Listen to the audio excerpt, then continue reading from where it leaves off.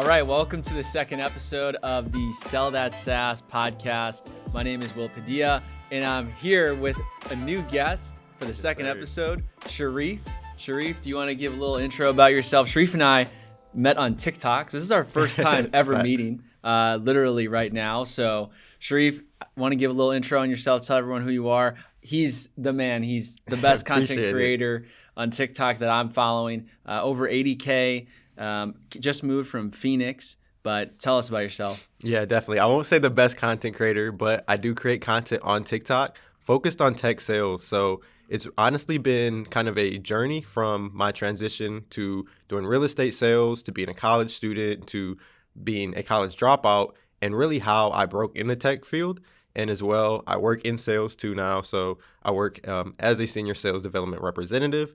And outside of that, I also help a lot of people get hired through my company, Wealth University, where we do resume revamp, we do LinkedIn optimization, and then we also send out applications every single day for a lot of our students until they get hired. And I did just move out to Phoenix. I love it out here. Originally based out of Michigan, so was looking to get out of the cold and just be in the sun a lot more.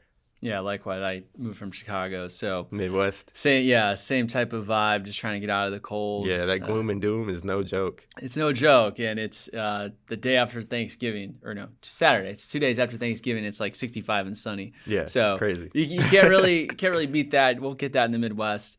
So yeah, it's good to have you here, man. Bro, glad to be here. Yeah, it's this whole podcast. I started it specifically in the Scottsdale area, looking for tech sales creators like yourself, people who are in the tech space, to just have a conversation with and learn from, because each guest is going to have something different. Like last guest I had Tom Slocum from the SD Lab. Yeah, he's had, over 10 years of tech sales experience, but he's not really on the social media side, more so like TikTok. And I think our audiences, because we both kind of met on TikTok, and we just messaged, say, hey, I'm in Phoenix. Oh, cool. Like, let's link up. And our audiences definitely skew a bit younger because definitely they do. TikTok's a younger app. There's just a younger demographic watching our videos on the platform.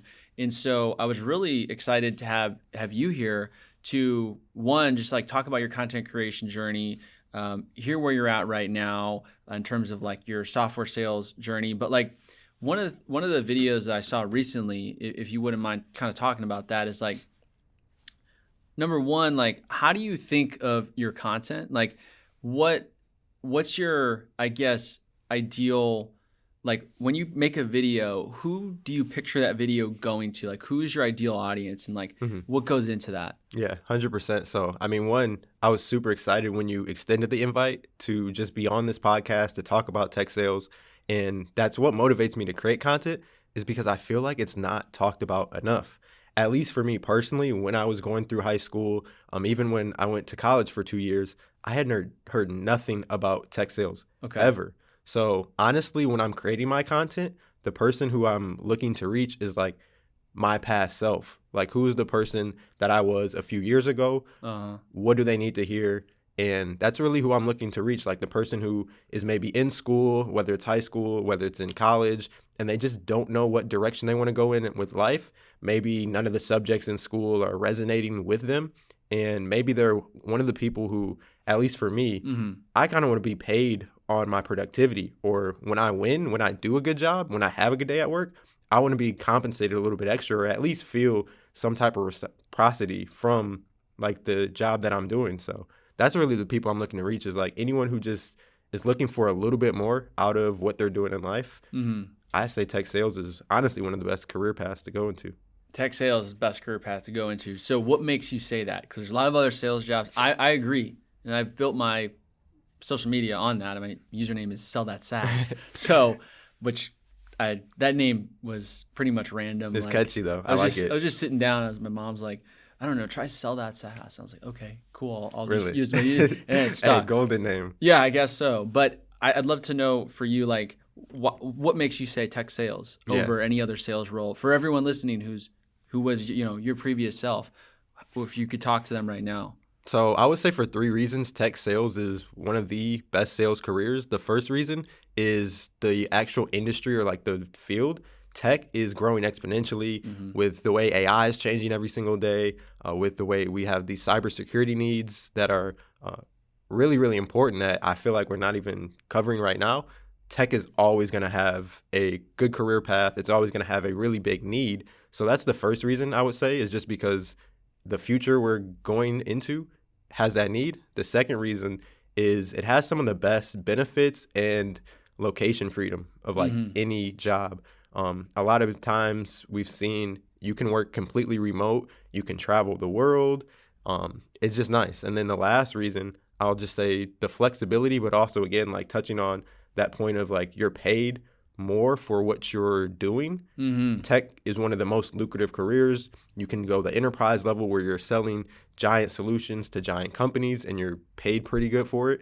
Or even if you're at like one of the lower levels and you're getting a couple extra $100 for each qualified meeting you're set, that's still pretty nice. And it would be beneficial to a lot of people.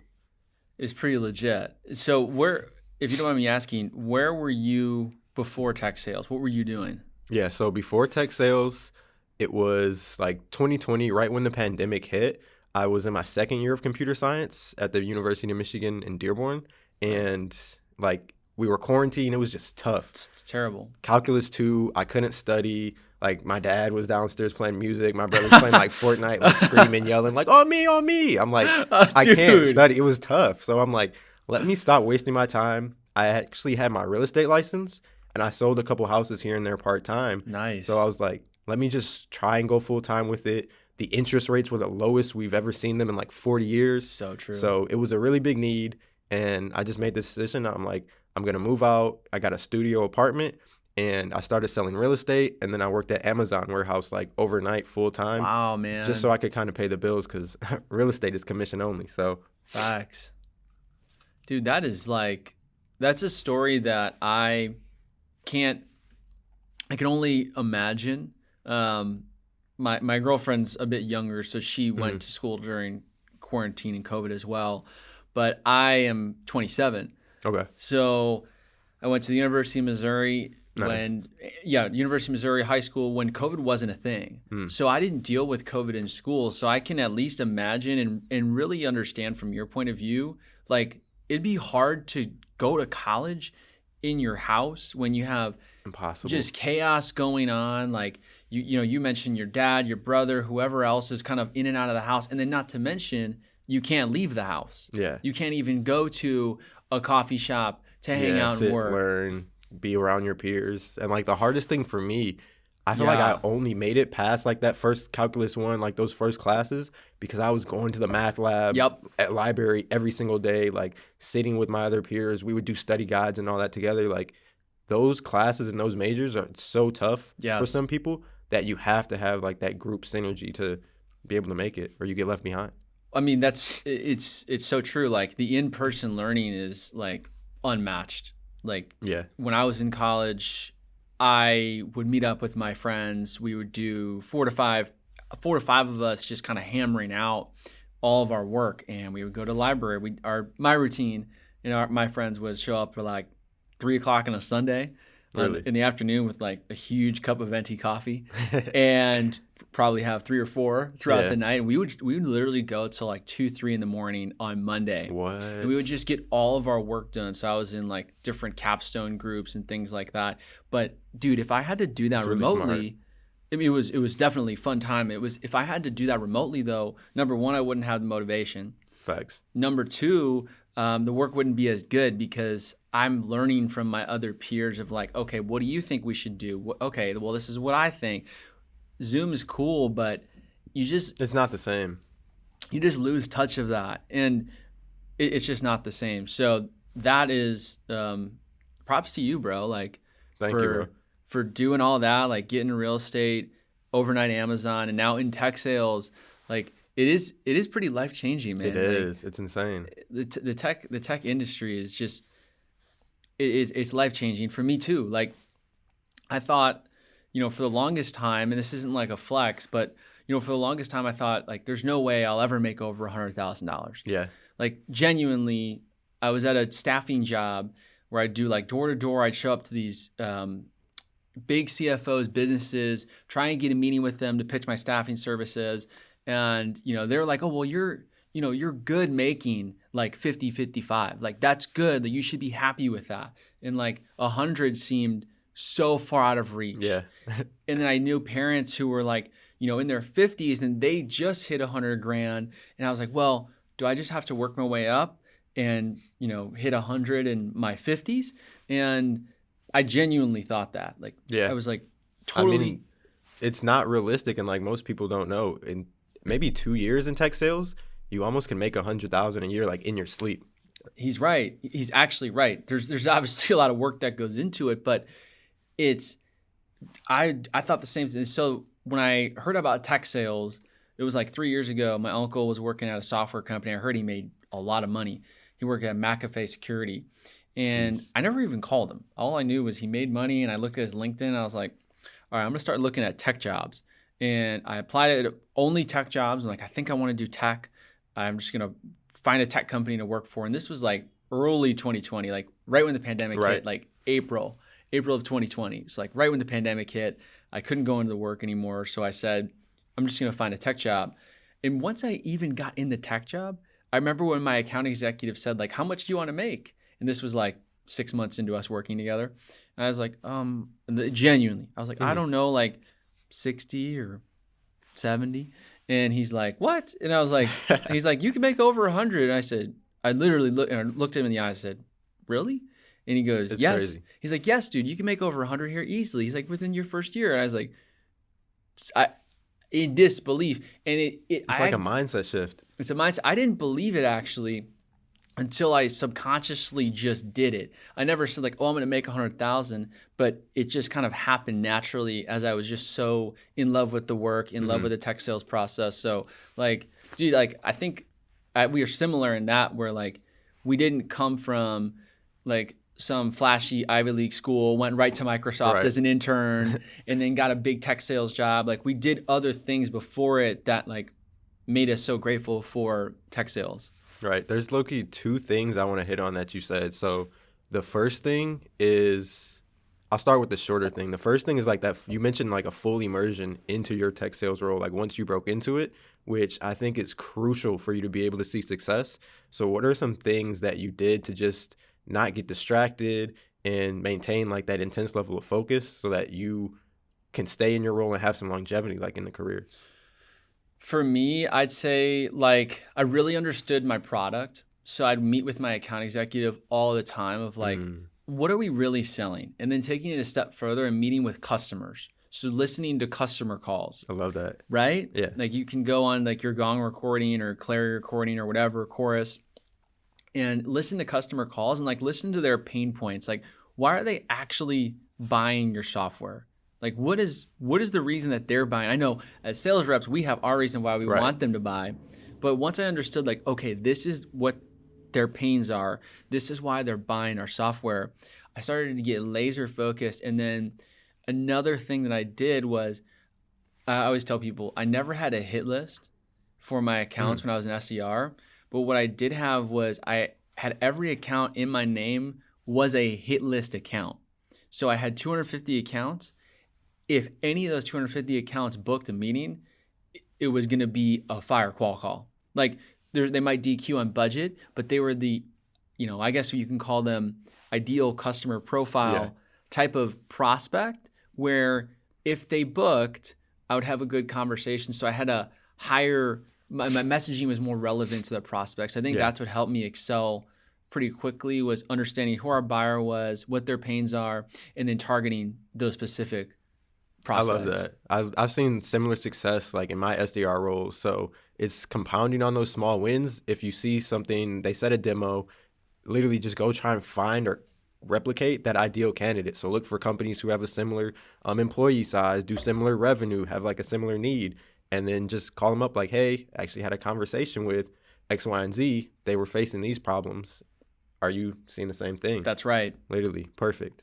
And That's then right. Second thing I wanted to touch on is just like the journey that it took you to break into that first role. I know now you're working as like an account executive. What was it like journey-wise, applications, resume, like interviews, actually breaking into tech back in 2020? I mean, I'm sure it was similar to the, pain you've experienced in interviewing. Like it's tough. Like Really tough. it's tough, and like Sharif does such a good job on his channel of guiding people through this journey of applying to get in your first tech sales job. But when I was in 2020, early 2020, so I'm talking, April, right when the pandemic hit, I couldn't find anyone who was talking about how to get into tech. I couldn't find No anyone. one. No one was At talking all. about it at all. So I, honest to God, had to kind of go in blind. But here's the saving grace: it's who you know. It's a lot of times it's who you know, and this is definitely a God moment where I was working out at my buddy's gym. He was shout out Alex Witt at Battle Bars. You guys are awesome. He owns a gym called 1040 Fitness. And Okay. dude, I had interviewed at 5 different companies, and I got to the final round, and every single thing was, we don't want to go forward with you because you don't have tech sales experience. That's tough. I And hate like, hearing that. I'm like, of course I don't have tech sales Like, this is the experience. entry level. How can I get experience? It's like it just doesn't work. You need experience to get the job, but you can't get the job without experience to have the job. It's tough. It's tough, and Sharif, you're saying what I experienced, and I'm sure you did at sometimes as Yeah. well. And so I was like, okay, you know what? I'm just gonna keep pushing through. And what I'd advise everyone who's in their tech sales role, and Sharif has more tactical advice, but this is me just kind of getting the mindset. You need momentum. You need 100%. you need to have a lot of interviews going on Yes. at one time, because the interviewer can hear it in your voice. It's almost like that swag of like, okay, thanks. Well, are you interviewing elsewhere? Yes, absolutely I am. And you just have that swag of like, I've got other options. I'm not reliant on you only. But pretty much what happened was, my mentor who owned the gym, he owned several different CPG companies. I used to work for him at a logistics firm, so I'd make 150 cold calls a day Ooh, on that's wild. truck drivers. Oh my God. And like, it was, hey, humble beginnings.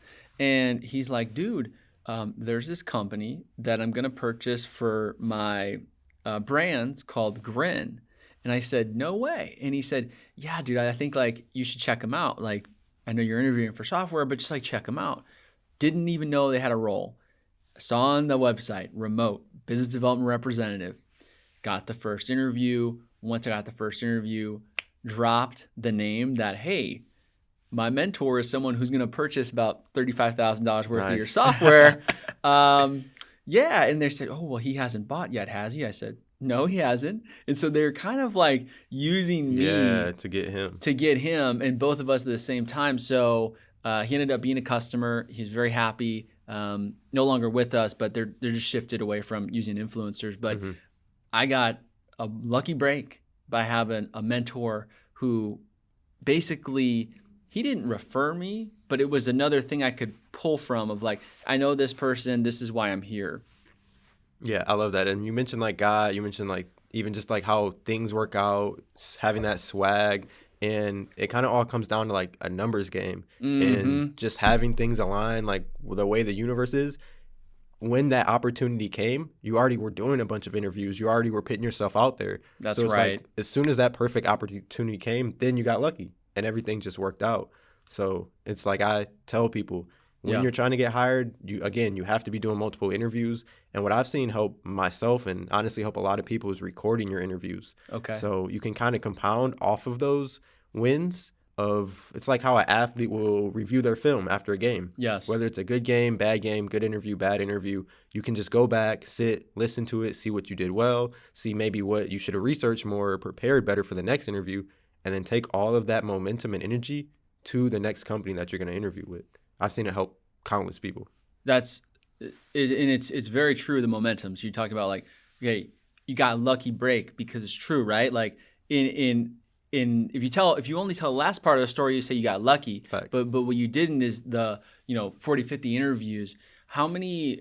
Okay, for someone who's watching right now who is a 21-year-old, young college student who's about to graduate their senior year, or maybe they're 21, they've been doing real estate like yourself, they've been kind of in the sales role, and they're hearing about tech sales through this video or through whatever else. Number one question I have for you, how many places do you think they should be applying to let's say a week? A week. So it depends with your strategy. I would say at least 200 companies a Wow. week to be applying to, just because, again, it's a numbers game. And if you want to decrease that number, then you have to be a lot more personalized and strategic Okay. when you're reaching out. So if you're just going to be blindly doing like easy applies, I recommend applying like on the actual external company's website. So Okay. if they've got like a greenhouse or a different job board, apply on their website, because you're going to get seen way more than all the noise on than LinkedIn Easy Apply. And Really? then personally, I I think didn't know so. that. Yeah, because like if you go search through LinkedIn Easy Apply, you're going to see like 17 hours ago, 542 True. applicants, compared to like when there's the little external button and you click, maybe it's only 50 applicants. Mm. So I would say maybe 200 a week. And then as well, you can decrease that number a lot by actually, one, sending the recruiter behind the Mm-hmm. job posting a connection, adding a note. You can use tools like Apollo. You can sign up for Apollo for free, and then just put them in like a easy, simple 2-touch email cadence. First touch, like, hey, I just applied, wanted to ask a couple more questions. You have 5 more minutes tomorrow to talk. Then if they don't respond, 2 more business days, just send them another email. Hey, I'm sure you've got a bunch of candidates. Just wanted to stay at the top of your inbox. Here's my number. Give me a quick text or call. Let's talk a little bit more. So that Mm. way you're spending less time on like just spraying and praying with applications, to now you're actually reaching out to the decision makers, Yeah. which is the like hiring manager, recruiter, talent acquisition, whoever it is like at the company you want to work at. So I would say 200, maybe if you're doing like Apollo, sending out 50 Yeah. emails a week and 25 LinkedIn connections, and then maybe 50 to 75 job applications. That's fire. What he's just described is he's being an SDR to get the SDR job. Facts. Like that's what you just described. Because at my tech company that I work for, Grin, I've been there a little over 3.5 years, and we were very small. So I was part of a lot of interview processes. I was part of over 75 interviews. Jeez. So, and again, because of my social media presence, whenever my company has a job opening, I'm getting probably 40 to 50 messages a week of people asking me for a referral into the job. What he's doing is something that I actually really respect. It's like someone who sends me an email, does a little bit of personalization through Yep. through Apollo, and I might miss the email because I got a lot going on. But then also connects with me on LinkedIn and says, "Hey, you know, I'm Sharif. I'm looking to break into tech. I saw you on TikTok. Would love to learn about Grin, and would you be open to possibly giving me a referral?" If someone takes the time and does something like that, like emails, and even does the, hey, here's my phone number if you want to give a call or text, I think that shows a lot of confidence. Right. Like you're basically putting yourself out there like, hey, call me, text me, whatever it might be. Like you can put me on the spot and Yeah. I'll answer. Because I think what a lot of times what I see people do wrong is they'll send a generic message like, hey, Will, saw Grin was hiring, like would love to pick your brain. Like, no, like that, Never said I don't never, deal ever. with that. What I like is that of like, hey, here's my number, give me a call. I'd love to learn from, or I'd love to just introduce myself, and it'd be awesome if you can give me a referral. And if I Yeah. see something like that, I check out their profile. I'm like, wow, that's legit. Like you're more likely to get a job because you're showing you can do the job to get the job, if that makes sense. 100%. You're just reverse Yeah. engineering it. And Yeah. it's the same with that messaging. Like when you're messaging these people, same with sales, what type of message would you respond to? What type of message would you want to hear? Same with like, for me, a lot of times I may not see the message. I may not answer a random call. So being able to make it so that you're personalized enough to get their attention is going to make the world of a difference. Yeah, I and think. I saw your one TikTok. You talked about reverse engineering, and so like kind of being the SDR for the SDR job. Like that is how many messages do you get per week from people? Per week, I would say 300 about. Dude, no way. Yeah.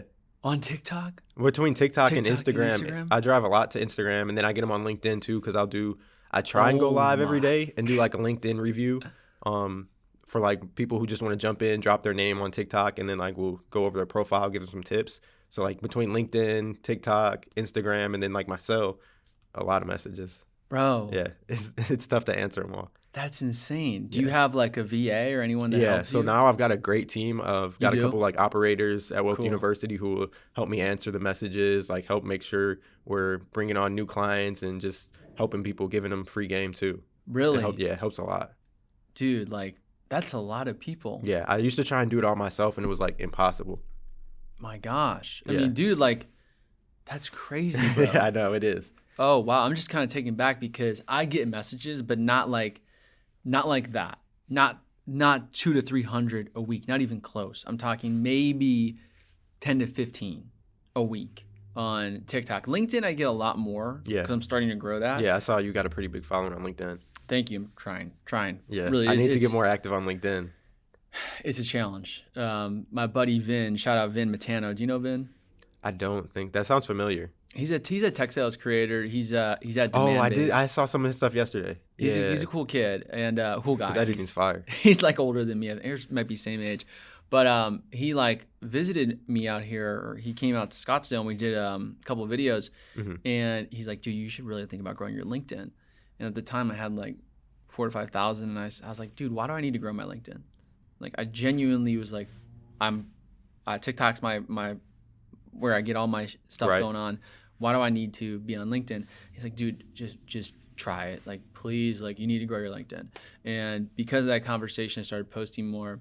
So I get where you're at because, like, literally that was me, like, 6 months ago. And that's where the employers are at. That's where the jobs are at. So That's it just true. makes sense to be there. Yeah, there's certain things, though. Like, there's certain things that I would post on TikTok that I wouldn't post on LinkedIn. 100%. Like, 100%. Most of my content never touches LinkedIn. Never. And it's definitely a fine line of like, how do I balance that? But Yeah. when all those messages, like, what's like the overwhelming thing that people message you? Like, what's that one, like, hey, can you help me with? Like, what do they always ask you? It's always like, how can I break into tech? Really? Yeah, always. Always. How can I break into tech? I'm doing X, Y, and Z. I want to have a career in tech. Which way should I go? What should I do? What should I learn? Like, what programs should I take? What's important? What should I spend my time on? Which it definitely, like we talked about earlier, you went in blind. I feel like when I broke in tech, it was early 2021. Yeah. I went in blind. Like, there's not really a set path to get into tech sales. And again, like, it's never talked about. I never knew about it before. I would say maybe just scrolling on TikTok in 2021. So it's definitely tough. And I would say that's why I get a lot of those questions, because nobody knows how. Nobody knows. And so tell us about Wealth University. Tell us about like how you monetize all of these messages. Yeah, definitely. So with Wealth University, we try and make the most streamlined process of breaking into tech for if you don't have experience, if you don't have a degree, honestly, just replicating the process that I took. So we start with the resume revamp. And in my opinion, honestly, a lot of time recruiters aren't the first people to look at a resume. It's going through like a ATS, like applicant tracking system. Sometimes these companies may even be using AI now, and they're just scanning the PDF for the amount of relevant keywords that you have like in that document.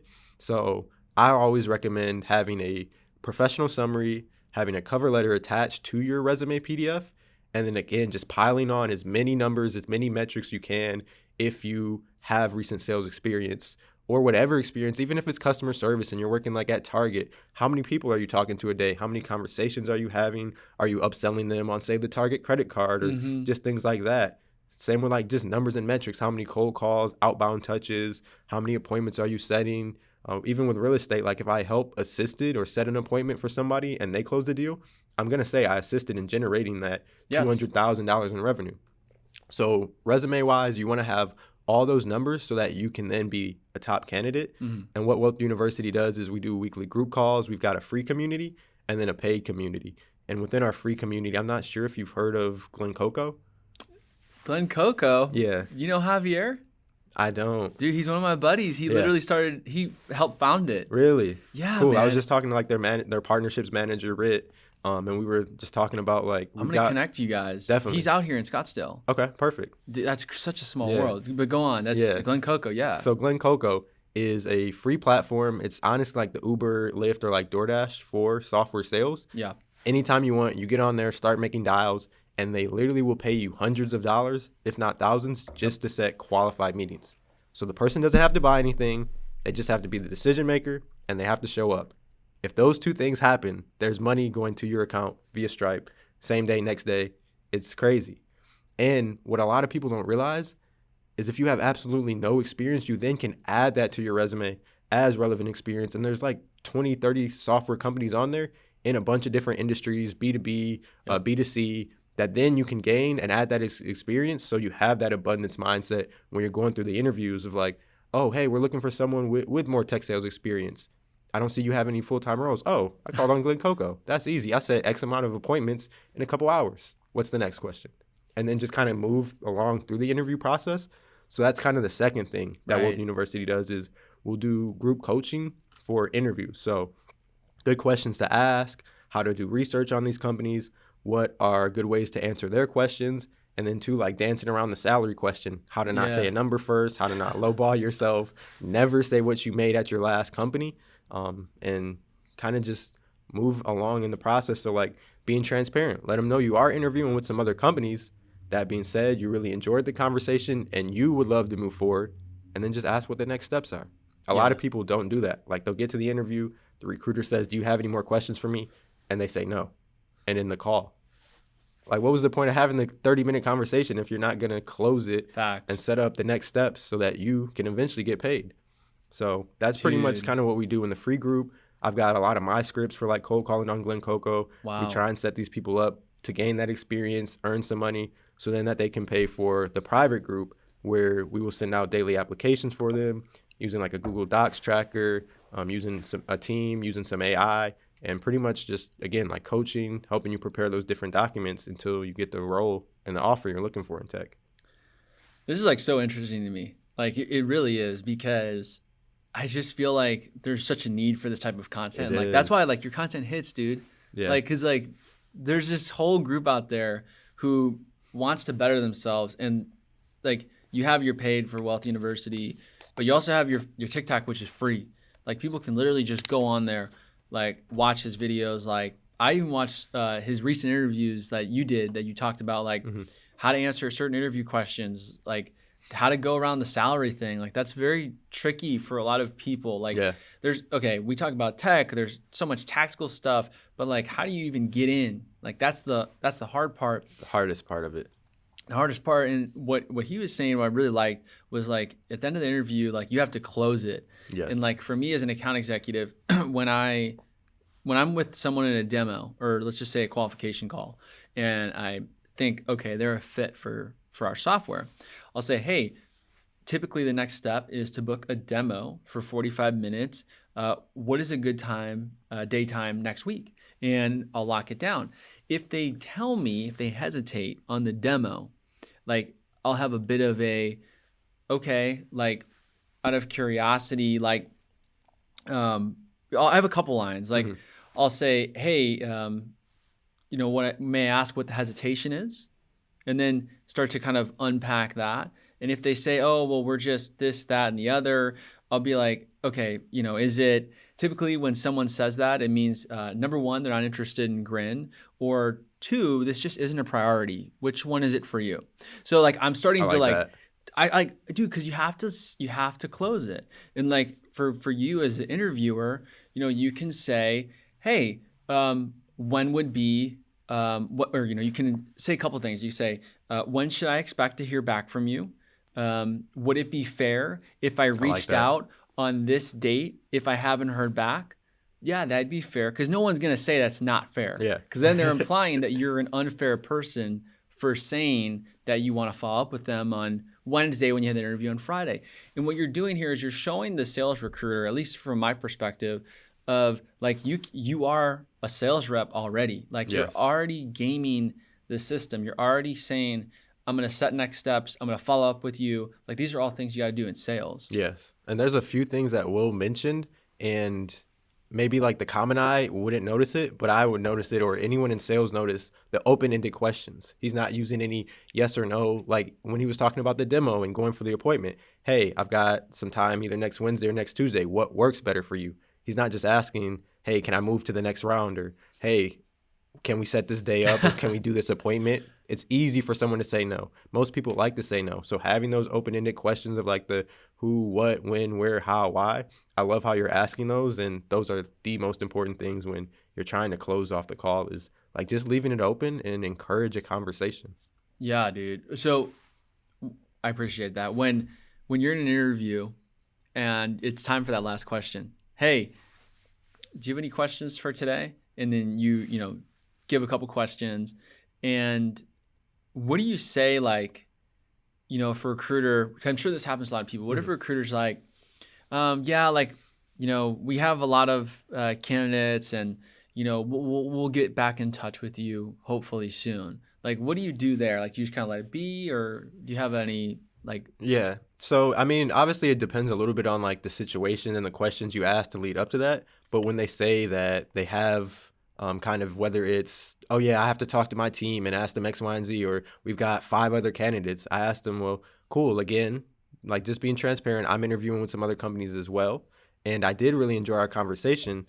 That being said, is there any reason why you wouldn't move forward with me Wow. as a candidate? And then that way you can kind of open it up and see like, well, maybe we're looking for someone who has a little more fintech experience or more this experience. And then it gives you the opportunity to like handle that objection and still kind of save the conversation. And again, like just push for the next steps. Like whatever they say, whatever objections, just try and handle them. And then again, like push for like, well, I would really love to move forward. Is there someone else who I should be speaking to, or are there some case studies that I can check out about the company? What would you recommend? And just kind of put the ball in their court. That's a very pointed question. Like, is there any reason? What do they say when you say, is there any reason you wouldn't move forward with me? Like, Yeah, do so they actually be honest with you? I mean, typically, if you've had a good conversation, they will kind of tell you like, well, like I said, we're looking for someone who has a little bit more like direct industry experience. Like maybe it's for like an AI company. They're looking for someone who has a little bit more experience. Yeah. But you guys only had a 30-minute conversation. You probably have experience using ChatGPT, or if you're on Glen Coco, you've called for a bunch of different companies, or I mean, we all just have a bunch of experience, Yeah. like real world experience in our lives, where usually you can say something that's relevant to what they're looking for and still be one of the top candidates. Like, I mean, outside of that, I do have these other skills. And again, it comes along with like researching the job, posting, researching the company, their values, and just aligning what you've done to what they're looking for. That's I feel like just kind of saving yourself time as well. Like they'll be like, all right, they're just like, hey man, we're actually looking for someone with more AI experience. At least you know, and you can be like, all right, I appreciate that. Like now I don't have to waste time following up with you, and then you ghost me. And like recruiters ghosting people All is the hilarious. time. It's like sad. it's like you're literally recruiting salespeople and you're ghosting salespeople like on an interview. Like just send them an email and say, hey, we've decided not to move forward with your candidacy. Like it's not that hard. Yeah.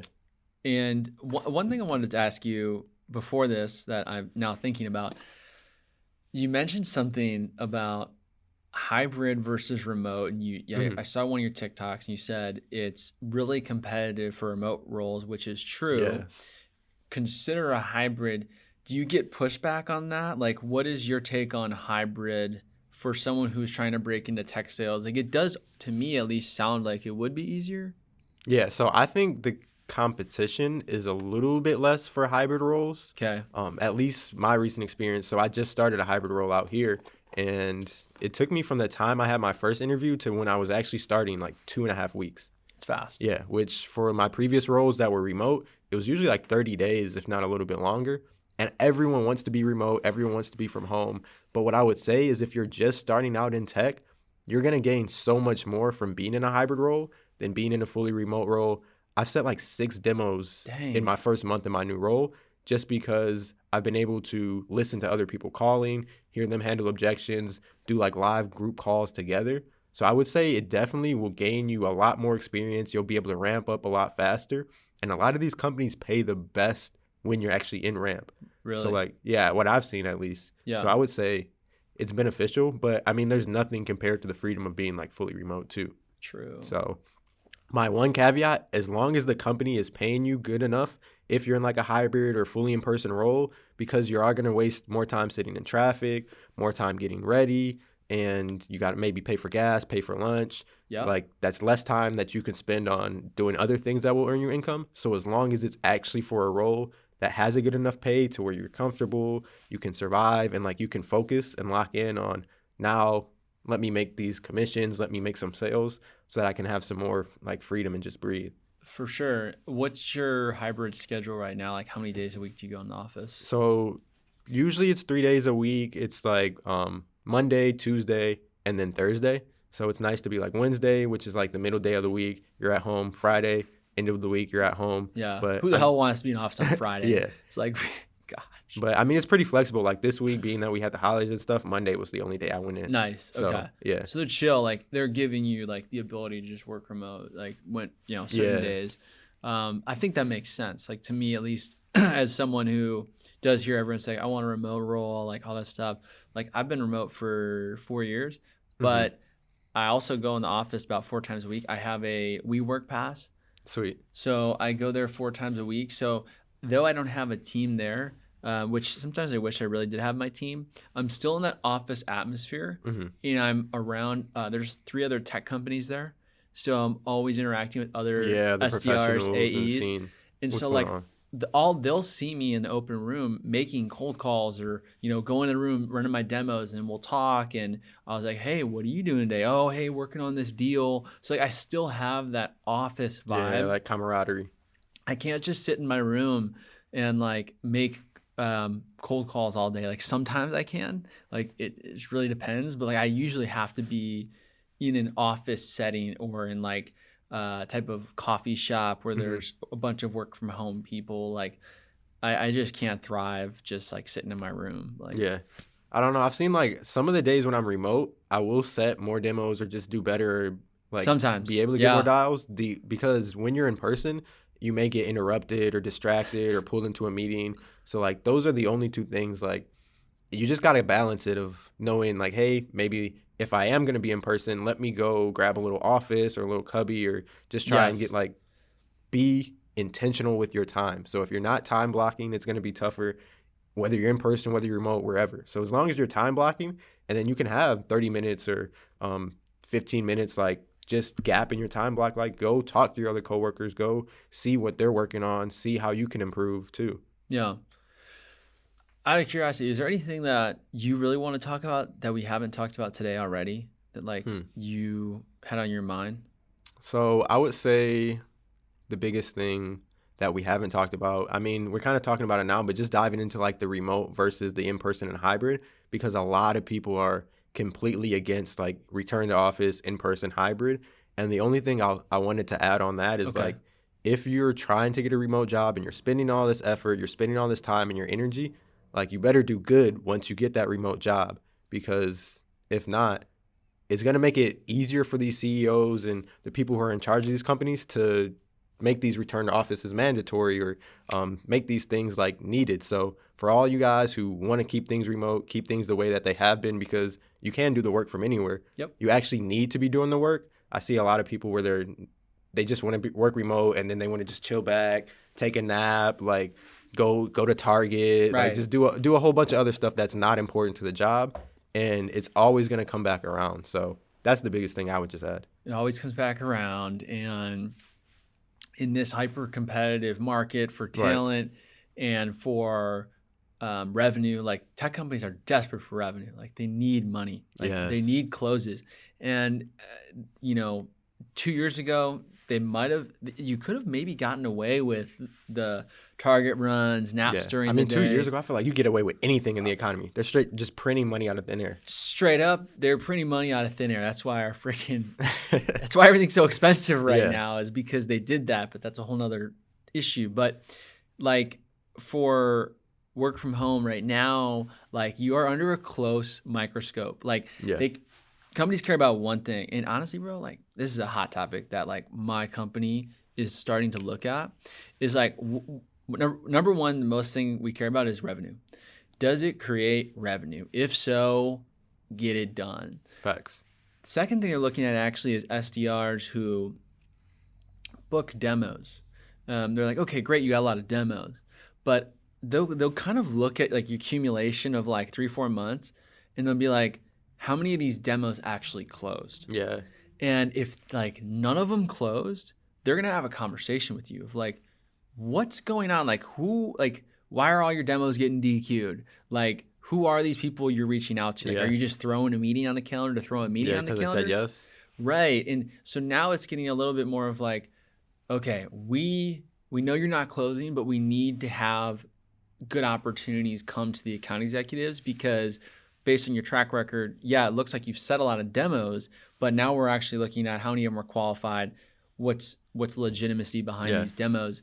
And two, like how much time was spent on those demos with the account executive who could have been doing something else more productive. Right. And I get it. There's always going to be misses for sure. But like they're like upper leadership is really starting to look at, okay, like how many demos, like what's your close rate? What's your win rate? Mm-hmm. And my BDR, I worked with him for a little over a year now.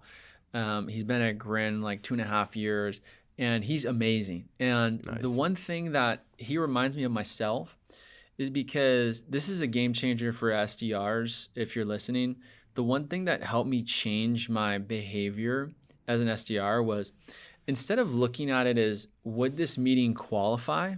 I looked at it as, would this meeting purchase our software? And so I started thinking like an account executive as an SDR. So I'd rip calls and I'd be like, selling them on the phone. I'd be like, based on what you've told me, this is exactly what we can help with. I'm going to set you up with the AE. And if my AE wasn't there, like I a lot of times could have closed it. In my BDR, I give him that power to say, talk about price, talk about other people just like them using the software. And what's crazy is that like we have a really high close rate. Like and it's tough to do. Like very. It's tough for an outbound rep to get a high close rate for an SDR because the sales cycle is usually a little bit longer because they weren't expecting you to reach out, but they're taking the meeting. So it's more of like, we didn't know we need this, but like now we know we need this. And it's tougher, but like we've closed a lot of business and, shout out Peter, man, you're doing a great job. But not every SDR thinks like that. They think of, well, I'm just going to throw something on the board and see if it sticks. But rather than looking at it from a lens of it's actually going to be harder now, but easier later when you get bigger commission checks, you get promoted faster, and your relationship with your AE is great because every AE wants to have an opportunity to make as much money as they can, and they want to make you as much money as they can. It doesn't make sense for us to not want you to get good demos because we also want to get you paid. Like I remember as an SDR, when my AE he'd always text me, he'd say, yo, dude, like just close this one that you set me up with. And like, I'd go right to the deals channel and I'd be like, $24,000. And like, I got at my time, I got 4.5% as an SDR. So I was like, yeah, like I just got like, that's pretty good. I just got like freaking like $600 or something. And I'm like, it meant so much to me. So like I hustled harder. So like our organization and a lot of other organizations, like we pay SDRs based on like your demo set, like we'll give you qualification money, but we'll also pay you a pretty good rate when the deal closes, because we want to start the SDRs thinking about the long term.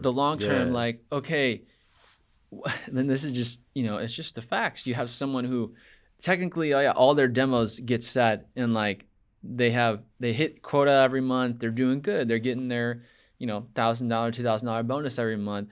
Then you have someone over here who's maybe doing 6 or 7, but like they're getting 3 closes a month and they're way outpacing you in terms of earnings. They're at 115,000 and you're somehow at like 70. It's that mindset shift. It's like that hustler mentality versus like the CEO like mindset of you're looking for people, especially now because there's less money in the market, who you can do long-term business with. Right. And I've even seen the same thing like being a business owner and like having the different hiccups with clients or hiccups with operations team or hiring people, like in everything you do. And I'm seeing this every single day. Look at it in the long term, like long-term decisions instead of being in that hustle mode, like the SDR that's setting a bunch of appointments, but at the end of the month, they're not sticking and you're not going to be getting any residual recurring revenue. You're not building up annual recurring revenue for your company. These companies are looking for these long-term people because, one, they cause less headaches, And it's just a lot more reliable to do business with people you like and you know that have a need for your product and are going to stick around with the product through all the ups and the downs. This is fire. Like this is a great episode. And one of the things I wanted to ask you, like as we kind of work towards closing, I think was your content. Like we got connected through your content. Mm-hmm. I create on TikTok. You create on TikTok primarily. I know you're on Instagram as well, which is awesome. But has your employer or past employers ever made a comment about any of your content? Honestly, not. I've never really had an issue with it. And actually this time around, like when I was interviewing, I advocated, like when I was interviewing, that I am a business owner, like I do create content, and really just flipping the mindset behind it of like using that as a strength, using it as an asset, something that I could bring to the company. I've even pitched sometimes, like when I was with interviews, of like, I am looking for the sales role, but I do social media as well. Like if you guys were looking for help with lead generation on the social media side of things, like I definitely would love to help. So I've just tried to use it as a strength. Never really had an issue about it. But I mean, what I have seen, because I'm mainly on TikTok, a lot of the people you're working with are a little bit older in some of these tech companies. So shoot, maybe they haven't seen the TikTok content, but if they have, they've only said good things about it. That's like very like how I look at it too. Like I think my content, I get messages all the time, like, you know, from, I think people ask me because they secretly want to do it themselves. Mm-hmm. They'll be like, hey, like, you know, what does your employer think about that? Like, well, my employer would never allow me to do that. And like, you know, kind of like giving me a question, but they're also maybe kind of hating a little bit, projecting a little bit of like their own insecurities. Mm-hmm. And I've been at my tech company for 3.5 years. My tech company, and again, I understand, I'm very thankful, but like Sharif just said the same thing. No one's ever said anything. Ever. Like unless you specifically sign like an NDA and maybe you're at like one of the Googles or Apples or like the Facebook, maybe like Meta, and you're working on something like super internal, that would be the only time, like, yeah, don't pull the camera out. But I mean, as long as you're not giving away any valuable information, I feel like it's just lifestyle content. That's what people love. People love lifestyle content. They want to know about who's behind this tech job, because they know that you do tech sales, but like, who are you? And social media is kind of interesting like that, where your audience wants more of you. They want more of like, who are you? What do you like to do? How can I relate to you a little bit more? Yeah. I see it for sure. It's like people are looking for more authenticity in the content. Authenticity, yeah, and it's someone they can relate to. It's natural, and I mean, I'm very like, I closed off my Instagram to go private, and I made a new Sell at SAAS Instagram because I think as I'm getting like longer in my content, like there's certain things that I want to share, but there's certain things that I don't. 100%. And so I'm sharing more of what I do on the weekends, what I like to do, but then sharing less of, you know, maybe moments with my family, right? Like I close that off, and it's this fine line, because your followers, they don't mean any harm. A lot of them, they just want to get to know more and more of you. But you have to, at least for me, I've learned like I'm going to share as much as I feel called to share. I'm not like too closed off. Like I'm like, hey, like this is what I have going on. I'm sure there's some videos out there that I've posted that someone could be like, wow, like he was really just talking to the camera that day. Yeah. Like we all for sure have something like that. You know, and they're probably on my TikTok, but what that was me being real. Like I was just sharing like, hey, I had a tough day today. You know, this prospect said, you know, they're not gonna buy, and then, you know, someone said this to me, and it's just been a tough day. And I talk about that. Like I'll just whip out the camera sometimes, and just to show like, hey, for me, I love creating content. So if I have a low moment, I'm going to share it. I don't really like to like get on there and be like, yeah, I closed like 6 deals. Like I'm the best. Like I don't really do that stuff, but I will share of like, hey, you know, I had a really good year this year. You know, I did this much to my number, and I'll kind of share those numbers to show people like, hey, like this is what I'm up to. But I don't even know how I got on that topic, but it's just sharing the journey. It's just sharing the journey. And like, this is, dude, like you're on, like you're early, bro. Like I sell influencer marketing software. So like Right. I talk to these companies, bro, like these tech companies, they all want to do influencer marketing, bro. And like, do you get a lot of brand deals, Yeah, I get a decent amount. I right? definitely have some more that I want to do and could do. So if you are a brand, definitely reach out. Like I'm always open to working with more brands. But definitely I think like just recording the journey because I have videos from when I got laid off at my tech company to when I landed a new role at a tech Yeah. company, when I was just working on my business, when I wasn't in business. So again, like I feel like it's just a journey and same thing like with Instagram. For like 5, 7 years ago, it was perfectly normal to just post about your Yeah. family, post this, but now it's like we're in a different age, so just got to stay We got updated too with the many I times. mean, he's got really too many followers, but like I even feel like I got too many followers. I got like 15,000 Yeah. people watching my stuff and like you know, I post the family stuff when I was at like 1 or 2K. I'm like, who the hell's watching? But now I'm like, I got a lot of eyes. Everybody's looking. I got a lot of eyes on me. And so it's different when you're content creating at this, you know, especially, you know, Sharif, 80K, like I want to be at, you know, 80K or 100K on TikTok or on LinkedIn at some point. Like that's a really good goal. And I'm just kind of growing as I go. But there's a lot of eyes on you and you don't, Yeah.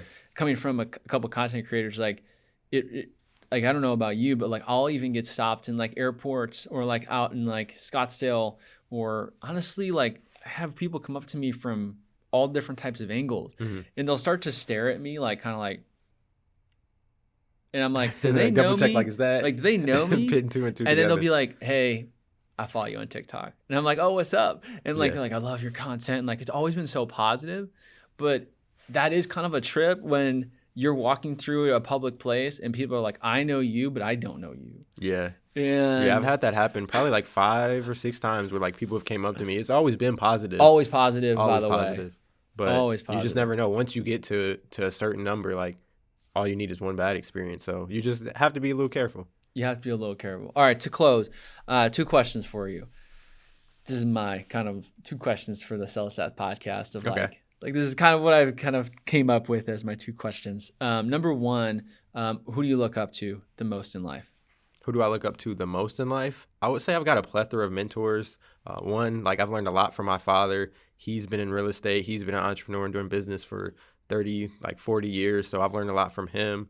I've learned a lot from my mother too. Like she took the kind of like salary job route. So I feel like I've combined both of those together of I've got a business, I've got a good job, like use them together. And then, I mean, there's just a lot of other mentors like in the content space that I like. Luke Belmar, he's got a lot of good content. Andrew Tate, a little controversial, but Sure. I like a lot of his content, mindset, productivity wise. Like you have to be able to handle stress, especially in sales, you have to be able to handle these things and have some sort of like equanimity or just being able to be calm through the storm. And then I like to read a lot too. So there's a lot of like Stoics like Marcus Aurelius. I like his book about meditations and Napoleon Hill, Think and Grow Rich. Like that's my all-time favorite book. Really? So yeah, I have that book. I literally have read half of it, but I haven't really. finished. I like I need think to. I've read it maybe 2 or 3 times now. That book is such a good read. Yeah, Like I need to change. definitely. I need to read that. I would read that one. And meditations too, if you pick it up.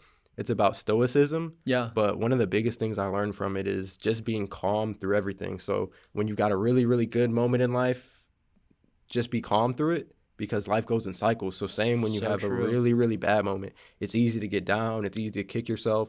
But you almost can be positive because it's like if you're at the lowest, the only way you can go is up.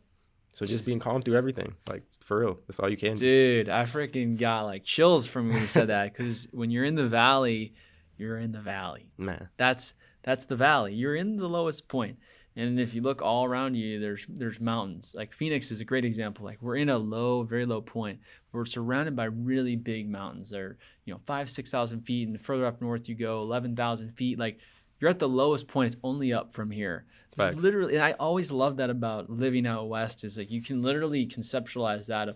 I'm at a low point. That's a high point. Yeah, And when you climb a mountain, which we do quite a bit in Phoenix, you're at the top of the mountain. It's like I'm at the top of the mountain, but I was just down there. it's crazy. Like it's a really good mindset switch of your like what you were talking about, man. Like just being able to kind of control your emotions and almost like you said like almost be joyful of, all right, I'm at this low point, but I'm at this low point. It's only up from here. Like count it all joy that I'm at this low point. I have an opportunity to make a comeback. I like that. Yeah. And I mean, even at the high point, like you can be joyful, like, Yeah. shoot, I'm at a good time in life. Like if things do get harder, then maybe it's just God giving me ways to show my strength, ways to get better, become more wise, however you want to look at it.